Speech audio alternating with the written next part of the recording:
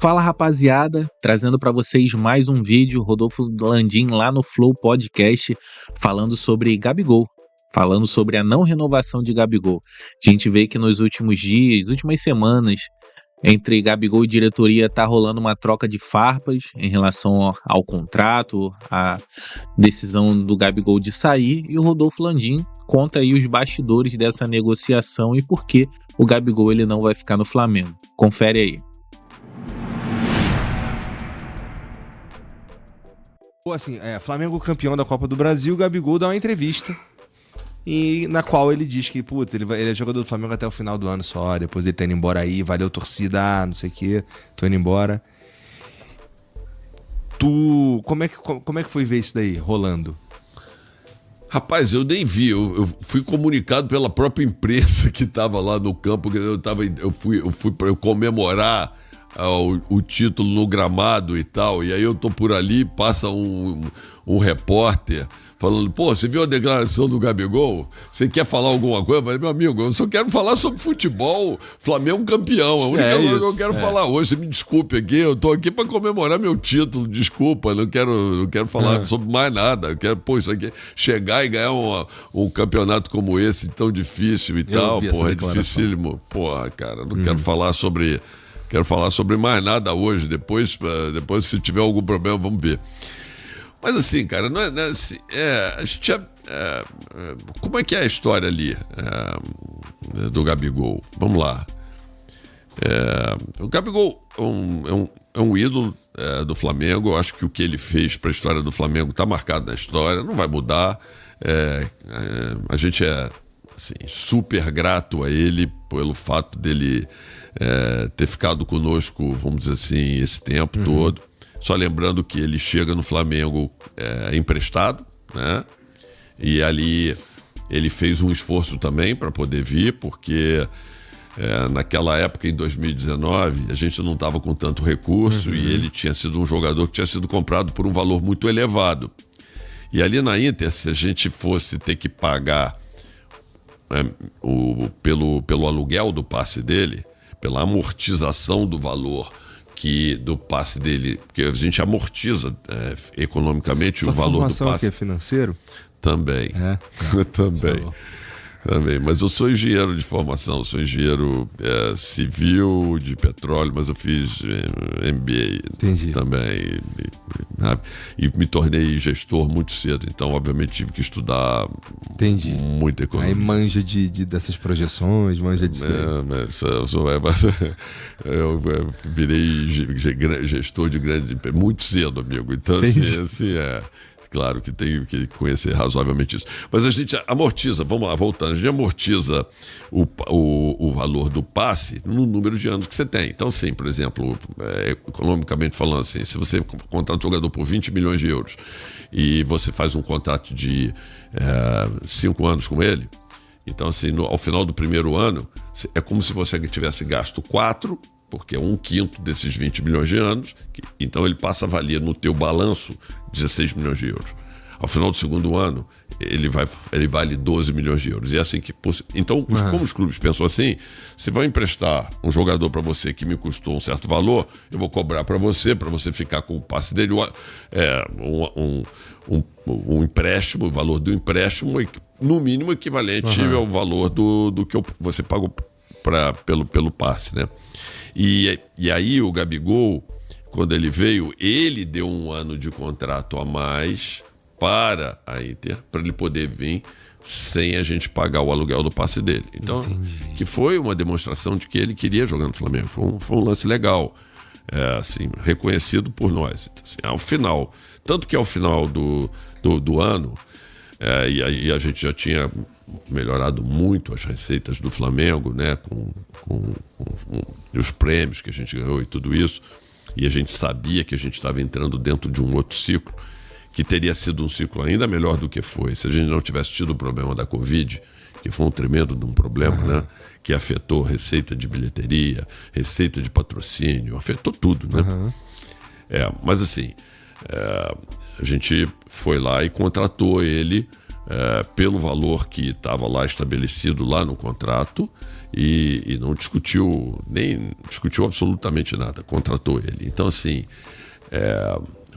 o Gabriel a gente contratou ele por 5 anos, mais 5 anos, então já tinha mais 5 anos. E vamos ver, até, eu diria assim, teve um desempenho em 2020, a gente teve as lesões, eu lembro de uma lesão que ele teve e tal, a gente começou a botar o Pedro, que acabou sendo um jogador fundamental também na conquista daquele campeonato brasileiro. O Gabriel volta no final da disputa e volta muito bem também, e a gente acaba campeão brasileiro, né? E no ano de 21 foi um ano muito complicado, porque a gente teve a paralisação da que estava em execução e ela estava sendo jogada em última instância no STJ, e veio uma decisão para começar a bloquear as receitas do Flamengo. Naquela época ia bloquear algo como 13 a 15 milhões de reais por mês das receitas do Flamengo. Então, assim, a gente tinha recebido essa decisão, ainda não tinha sido julgado em última instância, e seria uma inconsequência da minha parte eu fazer a contratação do Andrés ali naquele momento, exercer a contratação, sabendo que existia essa espada potencial no nosso pescoço. E a gente foi para uma decisão no STJ, e a gente acabou ganhando a ação por 3-2. Então, com isso, a gente deixou de perder mais de 200 milhões de reais. E foi essa a principal razão pela qual a gente acabou não contratando ele. Estou deixando isso bem claro aqui, independente de pressão e tudo, porque a gente gostava muito dele e continua gostando dele, e a gente tem acompanhado, ele tem feito uma carreira brilhante. É verdade. Mas aí, bom, só pra gente fechar o papo Gabigol, lá embaixo também falou, tem uma proposta com ele e eu considero que é isso, e agora a escolha é dele. Então, vamos lá, é verdade, a gente acabou fugindo um pouco do assunto aqui. A gente teve esse desempenho dele bom, até 2022. E, cara, assim, falando sinceramente, eu acho que você, como rubro-negro, vai concordar que em 2023 o desempenho do Gabriel foi bem inferior ao que ele vinha desempenhando até 2022, quer dizer, nos 4 primeiros anos dele. O Gabigol tem que ter um combinado que ele joga as final de Libertadores. Mas ele jogava mais do que final de Libertadores. Verdade, cara, assim, é verdade. Em 2019 ele fez 43 gols pelo Flamengo. Mas é que tem, mas é que na final de Libertadores o maluco tira da cartola. Não, assim, ele não virou ídolo do Flamengo porque ele jogou só a final da Libertadores. Verdade, ele se tornou ídolo porque ele é um grande jogador, estava tendo um excelente desempenho.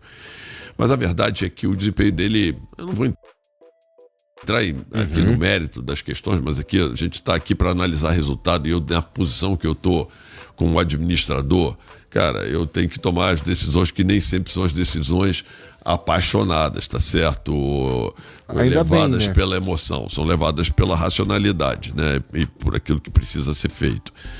Então, assim, teve uma queda de desempenho no ano de 2023 e eu entendo também que teve uma queda de desempenho no ano de 2024. E não é dizer que a gente não...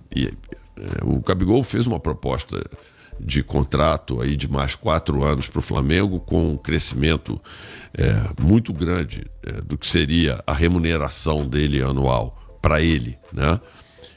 Muito significativa. Eu diria para você, é quase o dobro do salário que ele ganha. Entendi. Porque aí, no caso, envolve também o lado do passe dele, porque ele passa a ter o passe livre ao final do período. O ponto a prova que a gente acredita na capacidade de recuperação do Gabigol é que nós fizemos uma proposta para ele no valor que ele pediu, mas por 1 ano. Eu quero... E aí o que eu digo é o seguinte, Desculpe, mas não é o Flamengo que não acredita. Porque eu não sei se é o Flamengo ou se é ele mesmo que não acredita nele. Porque se ele quer ficar no Flamengo e ele acredita na capacidade dele, no futebol dele, por que ele não aceita esse 1 ano e depois ele continua... Se eu estou dando esse ano para ele depois de 2 anos em que ele não teve um desempenho tão bom... Por que eu não daria, se ele tiver um ano excepcional, um ano muito bom no ano que vem, mais 1 ano ou mais 3 anos como ele gostaria? Então eu acho que que para um administrador é um risco muito grande você tomar uma decisão de renovar com um jogador por 4 anos quando ele teve 2 anos em que o desempenho dele não foi compatível com aquilo que ele recebia. É só isso. O Flamengo acredita nele, a prova, e acredita em que a gente tenha um Gabigol como ele foi dos 4 anos nesse primeiro ano. Entendi. Cara, quando você olha para um... Vai, vamos lá. Tem ano que o nosso departamento médico tá cheião, né? Tem ano, a gente tem alguns jogadores como o Arrasca, por exemplo, que graças a Deus não tem mais aparecido a paradinha na virilha dele, mas porque enche o saco, vira e mexe. Você sabe que ele hoje sofreu um problema, uma cirurgiazinha pequena no joelho, mas é algo que precisava. Tava travando o joelho dele. Então, esse tipo de... isso daí, pro gestor, pro presidente, pro cara que tá olhando ali... Qual que é o momento que acende uma bandeira, um alerta vermelho? É isso aí, rapaziada. Eles falaram bastante, acabaram fugindo até do assunto, né? Mas o Rodolfo Landim, em parte, está certo, galera. O Gabigol, se ele quisesse tanto ficar no Flamengo, ele teria aceitado essa renovação de 1 ano, com aumento de salário, provado o valor dele e depois negociava um salário maior. Mas ele não quis, né? E realmente, nos 2 últimos anos, ele caiu de rendimento, que não justificava o valor que ele pedia. Que trabalhador em qualquer empresa do mundo aí, 2 anos sem justificar o que recebe, o valor alto que recebe, consegue ainda aumento de salário? Ninguém, né, galera? Então, o Gabigol, provavelmente, ele já não confia tanto nele mesmo, sabe que ele não vai conseguir, talvez, entregar isso tudo e quis defender um contrato bom, milionário, para ficar tranquilo, né? Mas o Rodolfo Landim, eu acho que nessa aí foi muito esperto e a gente não pode botar a não permanência do Gabigol na conta dele, não. A gente pode botar na conta do Gabigol. Mas é isso aí, galera. Comenta aí o que você achou. Não esquece de deixar seu like. Tamo junto. Até a próxima. Valeu.